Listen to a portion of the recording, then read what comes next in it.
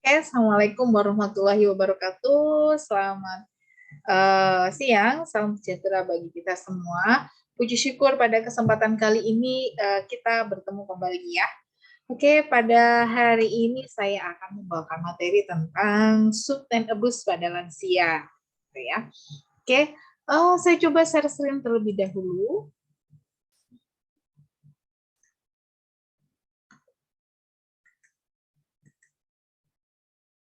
Oke, bisa dilihat ya PowerPoint saya. Next. Substance abuse in the elderly, gitu ya. Jadi substance abuse pada lansia. Tuh, jadi substance abuse itu bisa juga dikaitkan dengan penyalahgunaan zat pada lansia, gitu ya, atau abuse ya, atau kekerasan pada lansia. Tuh.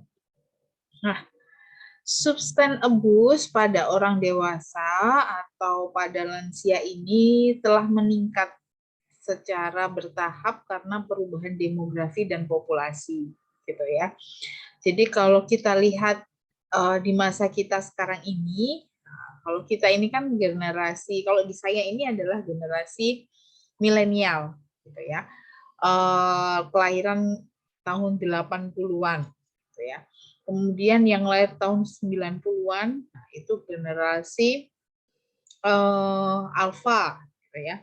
Ada generasi Z, seperti itu. Jadi ada setiap tahunnya, setiap 100 tahunnya itu ada generasinya. Terus setiap 10 tahunnya ya ada generasinya. Oke, substance abuse ini ya pada lansia ini pertumbuhan populasinya itu lebih banyak di generasi boomer ya. Siapa sih generasi boomer itu? Generasi boomer itu dia yang lahir antara tahun 1946 hingga 1965 gitu ya. Nah, kalau dilihat pada tahun itu berarti tahun-tahun masa penjajahan ya. Nah, masa penjajahan 1945 berarti itu masa setelah merdeka. Nah, pada tahun itu. Dan kalau orang tua di masa itu ya yang lahir di masa itu generasi boomer gitu ya, mereka memiliki keterpaparan yang signifikan terhadap alkohol dan obat-obatan gitu ya. Dan di usia mereka yang muda, mereka sudah terpapar tentang alkohol. Gitu. Nah, kalau zaman dahulu kan alkohol itu tidak ada izin edarnya, gitu ya. Dan alkohol pun bisa diproduksi tanpa ada izinnya, gitu. Nah, oke, kemudian pada tahun 2006 ya diperkirakan prevalensi penyalahgunaan zat pada orang tua di atas usia 50 tahun ini akan meningkat dari 2,8 menjadi 5,7 juta. Prevalensi ini meningkat ya. Meningkatnya berapa persen ya? Kurang lebih adalah 4% pada orang tua yang umurnya lebih dari 65 tahun. Nah, jadi kalau sekarang ini kita sebagai peneliti ya, sebagai peneliti coba diteliti di lansia zaman sekarang itu dia kalau dia masuk generasi boomer yang dia lahir di tahun 46 atau tahun 1965 ya, karena keterpaparan lingkungan, jadi mereka bisa mengenal tentang obat-obatan itu lebih mudah atau alkohol, gitu ya, atau kekerasan pada masa itu. Jadi ketika mereka lahir, mereka melihat adanya peperangan, gitu ya, masih melihat penjajahan, gitu. Kemudian masih melihat kerasnya ya Indonesia ini masih berjuang untuk meningkatkan ekonomi, gitu. Jadi kehidupan yang sangat keras, gitu. Jadi karena kehidupan yang sangat keras itu bisa berdampak ya pada orang yang lahir di masa ini melakukan kekerasan kepada anaknya, anak cucunya, gitu. Sehingga kalau sekarang di zaman kita melihat banyak lansia yang mendapatkan substance abuse gitu ya, yang mendapatkan yang banyak tinggal di panti gitu ya, yang ada yang ditelantarkan, itu karena pada zaman dahulu pola asuh itu bisa sangat otoriter gitu ya, bisa sangat otoriter artinya dengan keterpaksaan gitu, kemudian kehidupan yang sangat keras, maka akan timbul ya, faktor itu akan berdampak pada lansia di masa tuanya. Nah, secara hukum alam gitu ya, biasanya seorang anak itu pasti akan ingat perlakuan orang tuanya. Dan dulu orang tuanya memperlakukan dia seperti apa. Ketika orang tuanya ini sudah tua, gitu ya, bisa saja seorang anak ini menelantarkan orang tua tersebut atau berperilaku kasar kepada orang tuanya. Gitu. Makanya pola asuh itu sangat penting, gitu ya. Kalau sekarang di zaman kita itu parenting itu banyak, gitu ya. Banyak kita dapatkan baik dari media sosial, gitu ya, atau mengikuti webinar atau buku-buku tentang parenting itu banyak. Kenapa kok banyak tentang parenting itu? Ya, kalau melihat ya, prevalensi itu kan banyak kekerasan baik pada anak ataupun pada lansia. Gitu. Makanya banyak untuk parenting itu tadi, tentang pola asuh dan lain sebagainya. Karena jangan sampai pola asuh yang diterapkan orang dulu itu akan berdampak negatif pada anak-anaknya. Gitu. Bahkan di zaman kita pun jangan sampai. Gitu ya. Oke, kemudian sulit untuk mengenali bagaimana lansia itu mengalami penyalahgunaan zat gitu ya. Hal ini bisa disebabkan karena lansia ini kan ada penurunan fungsi kognitif, ada penurunan fungsi fisik, fungsi secara kimia, biologis itu semuanya sudah menurun. Dan bisa saja lansia tersebut adanya demensia, kecemasan, atau depresi. Lansia dengan substance abuse ini perlu diidentifikasi sesegera mungkin. Ya, karena kalau sudah di lansia itu mereka banyak beresiko mengalami patah tulang sekunder karena osteoporosis gitu ya, beresiko untuk jatuh, kemudian kekhawatiran ya, adanya perasaan khawatir, kemudian adanya inkontinensia nutrisi atau gangguan memori dan kesulitan untuk tidur. Kemudian tanda yang harus diwaspadai kalau lansia itu mengalami substance abuse. Yang pertama, dia tidak lagi menikmati hobi atau minat ya yang sebelumnya mereka sukai. Jadi sudah ada perubahan perilaku terkait dengan hobi atau minatnya. Kemudian adanya perilaku bermusuhan dan agresif. Nah, ini ya, perilaku bermusuhan dan agresif ini kalau lansia tersebut punya riwayat untuk meminum alkohol atau mengkonsumsi narkoba gitu ya. Nah, itu dia beresiko untuk memiliki perilaku bermusuhan. Kemudian yang ketiga, timbulnya depresi atau kecemasan. Yang keempat, adanya kelupaan, ya, mudah lupa, pikun, gitu ya, atau kehilangan ingatan, demensia, dan kebingungan. Kemudian yang kelima yaitu kebiasaan minum yang ritualistik, gitu ya, atau tertutup atau menyendiri. Jadi kebiasaan minum secara ritualistik gitu ya, menghindari keluarganya gitu ya, dia untuk mengkonsumsi alkohol. ya, yang biasanya kalau lansia itu dia beralih ke alkohol itu hanya untuk pengalihan, ya, karena anak-anaknya sudah dewasa semua gitu ya, istrinya atau pasangannya atau suaminya itu sudah meninggal, kemudian dia tidak punya pekerjaan, tidak punya kesibukan, maka bisa beralih ke mengkonsumsi alkohol. Perubahan yang drastis dalam penampilan dan kebersihan pribadi. Keluhan kesehatan kronis dan tidak terkait dengan masalah kesehatan yang nyata.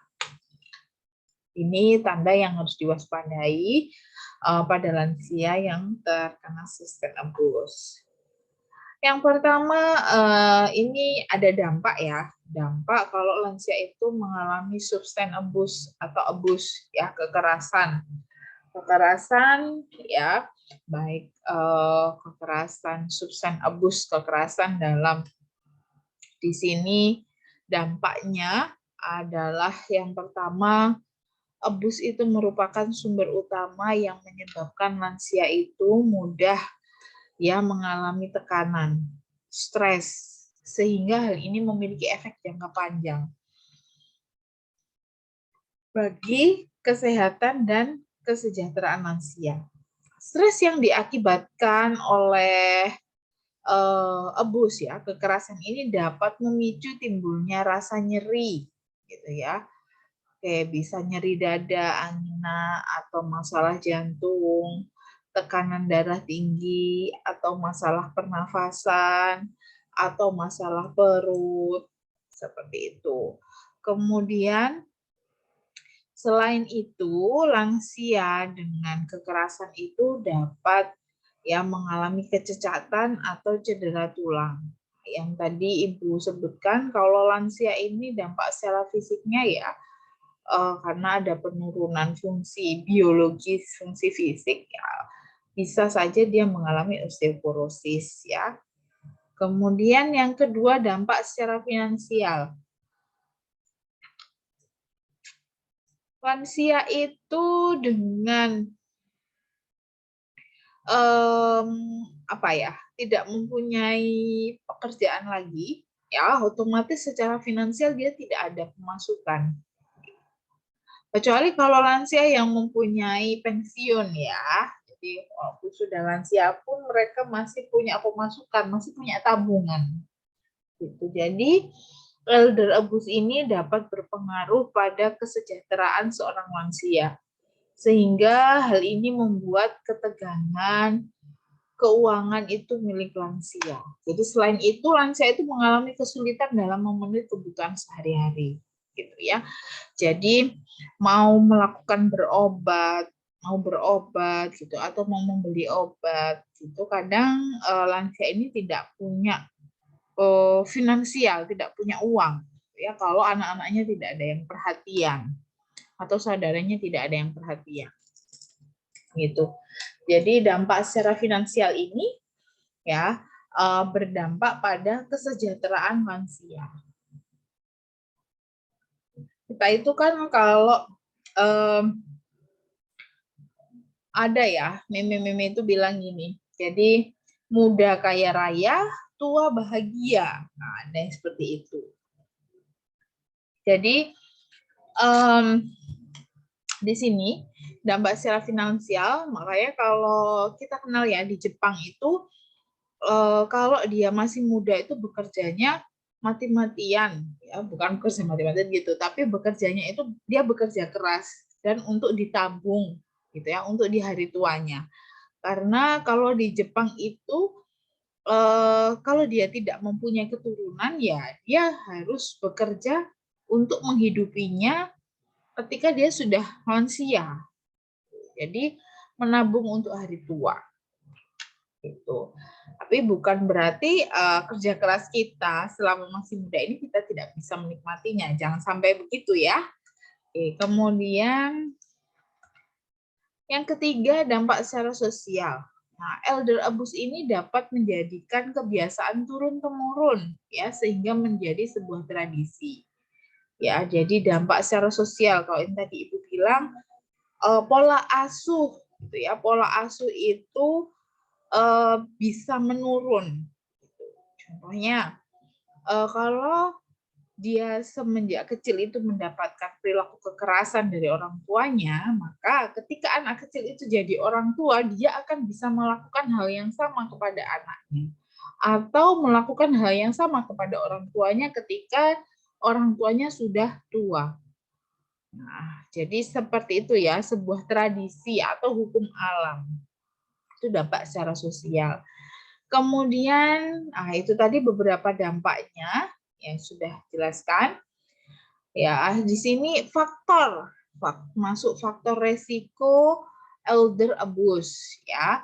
Yang pertama menurunkannya kesehatan dan adanya gangguan fungsional.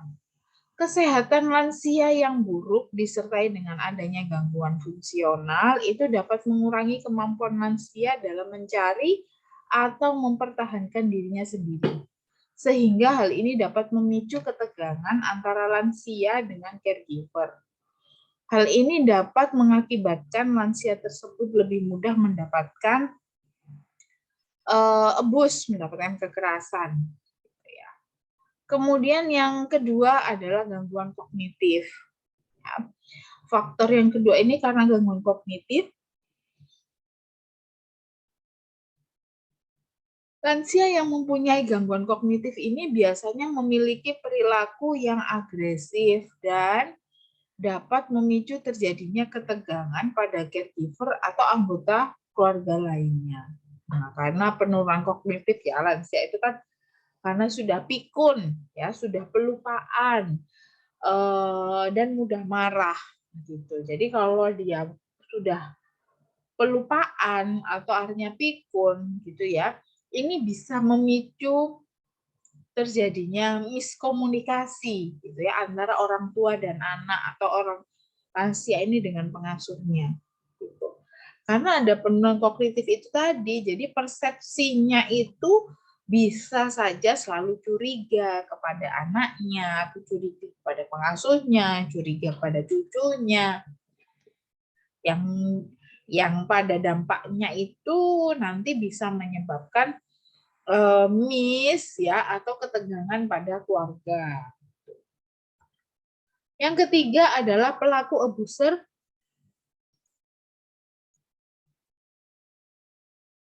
Pelaku abuser yang kebiasaan buruk ini seperti pecandu alkohol atau narkoba yang memiliki penyakit mental yang serius dan dapat menyebabkan perilaku kehilangan kontrol sehingga memicu timbulnya perilaku kasar terhadap usia lanjut.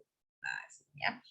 Jadi kadang pelaku abuser ya, pelaku lansianya ini loh, lansianya kadang dia mengalihkan ke alkohol atau narkoba gitu ya. Nah, jadi kalau dia di masa lansia ini masih mengkonsumsi alkohol atau narkoba, maka sampai dia lansia pun dia akan muncul perilaku kasarnya gitu ya. Perilaku agresifnya akan muncul. Jadi bukan karena demensia lagi, tapi ini karena faktor pemicu dari alkohol atau narkoba. Kemudian yang keempat, ketergantungan pelaku pada korban.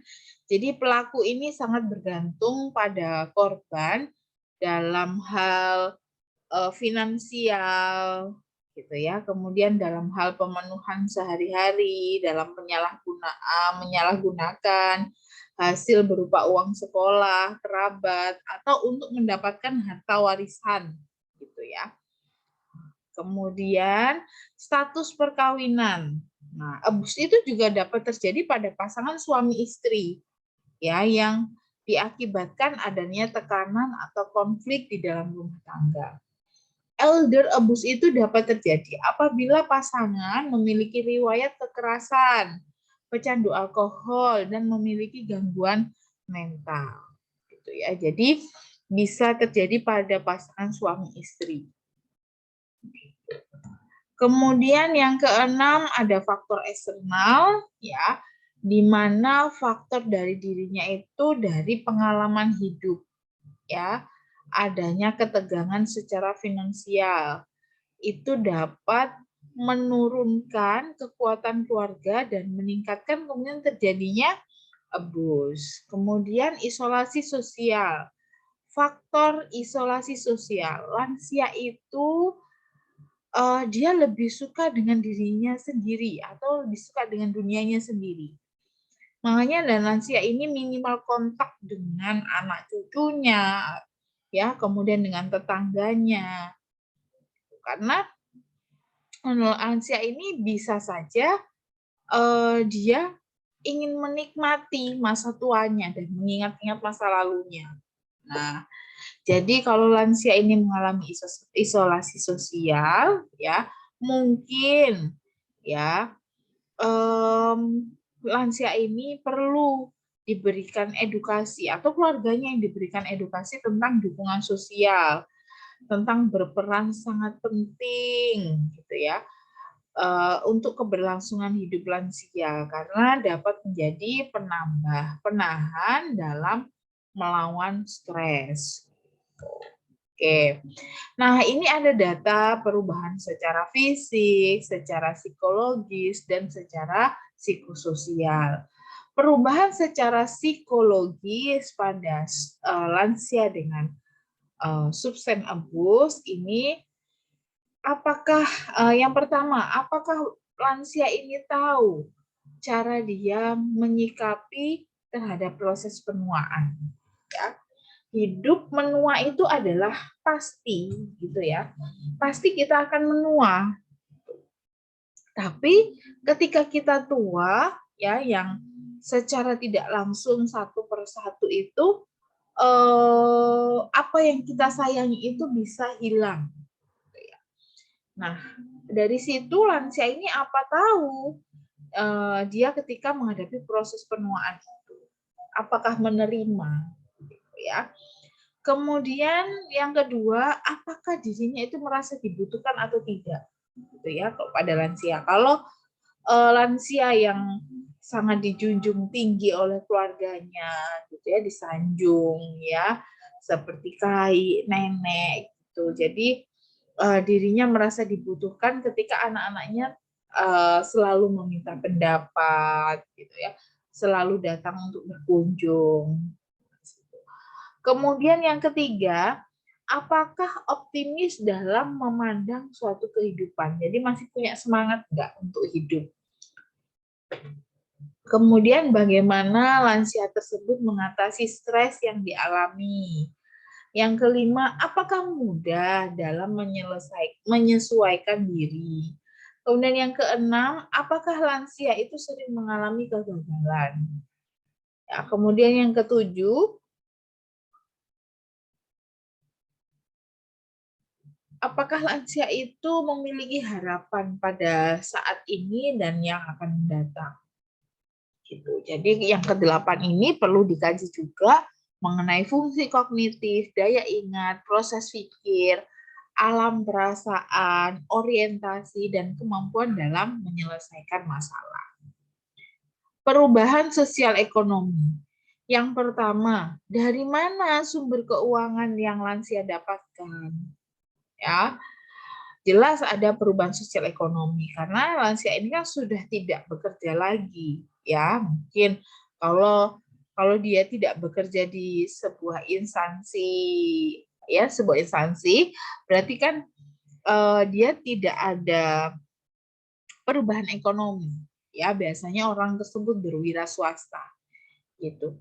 Dan berwira swasta pun tergantung dengan kondisi fisik. Kalau kondisi fisiknya itu sedang tidak bagus, maka dia juga tidak akan bisa memenuhi keuangannya. Jadi perlu dicari sumber keuangan lansia tersebut.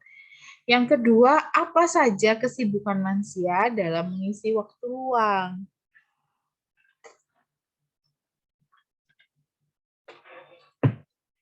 Jalan-jalan, gitu ya, atau menanam, kemudian atau mengajak cucunya jalan-jalan, gitu. Apa sih kesibukannya? Kemudian yang ketiga, dengan siapa lansia itu tinggal? Dengan anaknya, dengan saudara, atau sendiri, atau di panti jompo. Kemudian yang keempat, kegiatan organisasi yang diikuti lansia, gitu ya. Kemudian yang kelima, bagaimana pandangan lansia terhadap orang lain, terhadap lingkungannya, gitu ya. Kemudian siapa saja yang bisa mengunjungi lansia tersebut. Yang kedelapan, seberapa besar lansia tersebut bergantung kepada keluarganya. Yang kesembilan, apakah dapat menyalurkan hobi atau keinginan dengan fasilitas yang ada. Ini perubahan secara sosial ekonomi. Jadi bagaimana hubungan sosialnya, kemudian bagaimana lansia tersebut memenuhi kebutuhan ekonominya. Perubahan spiritual. Nah, ini ya, yang ketiga perubahan spiritual. Yang pertama, apakah secara teratur melakukan ibadah sesuai dengan keyakinan agamanya? Ya, kadang lansia ini ada yang kebutuhan spiritualnya itu semakin meningkat, ada yang semakin menurun. Ya. Kalau semakin meningkat, dia lebih sering datang untuk beribadah, kemudian ibadahnya lebih khusyuk daripada sebelumnya atau daripada masa mudanya. Ya. Kemudian yang kedua, apakah secara teratur mengikuti atau terlibat aktif dalam kegiatan keagamaan. Misalnya ada pengajian dan penyantunan anak yatim atau fakir miskin. Yang ketiga, bagaimana cara lansia menyelesaikan masalahnya? Apakah dengan berdoa? Yang keempat, apakah lansia terlihat tabah dan tawakal? Kemudian, selesai ternyata. Nah, itu tadi penjelasan saya tentang substance abuse pada lansia. Artinya ada kekerasan kepada lansia, kemudian penyalahgunaan obat pada lansia, gitu ya. Jelas kalau pada lansia itu kan banyak keluhannya dari hipertensi, kemudian dari asam urat, gitu ya. Kemudian bisa juga osteoporosis. Jadi obat yang diminum itu biasanya lebih dari satu, gitu ya. Ada obat hipertensi, ada obat asam urat, ada obat osteoporosis, pemberian vitamin, gitu ya. Jadi kadang lansia tersebut kalau dia melakukan penyalahgunaan obat, gitu ya, dia pergi untuk membeli obat sendiri, sudah tidak dengan resep dokter lagi, gitu ya. Karena kalau lansia tersebut sudah cocok dengan obat tersebut, ada apa nih?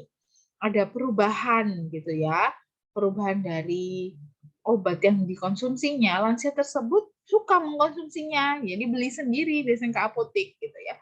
Tapi kan ada batas ya, ada batas maksimal berapa lama boleh mengkonsumsi obat tersebut gitu. Jadi perlu ya kita melakukan edukasi kepada lansia. Jadi jangan sampai dia membeli obat itu sendiri. Gitu. Perlu adanya pengawasan dokter karena ada kombinasi obat-obatan yang diminumnya. Jadi biar tidak ada penyalahgunaan obat, perlu dilakukan edukasi kepada pendampingnya atau caregiver-nya. Oke, jadi dampak ya substance abuse pada lansia itu tadi ya. Jadi bisa berdampak kepada kesehatannya secara psikologis gitu ya. Bisa mengalami perilaku kekerasan atau mengalami gangguan jiwa di usia lanjutnya ya, bisa demensia atau Alzheimer. Oke. Oke, itu tadi penjelasan dari saya tentang materi substance abuse pada lansia. Silahkan komen atau bertanya di kolom komentar. Saya akhiri pertemuan saya pada siang hari ini. Wabillahi taufiq wal hidayah. Assalamualaikum warahmatullahi wabarakatuh.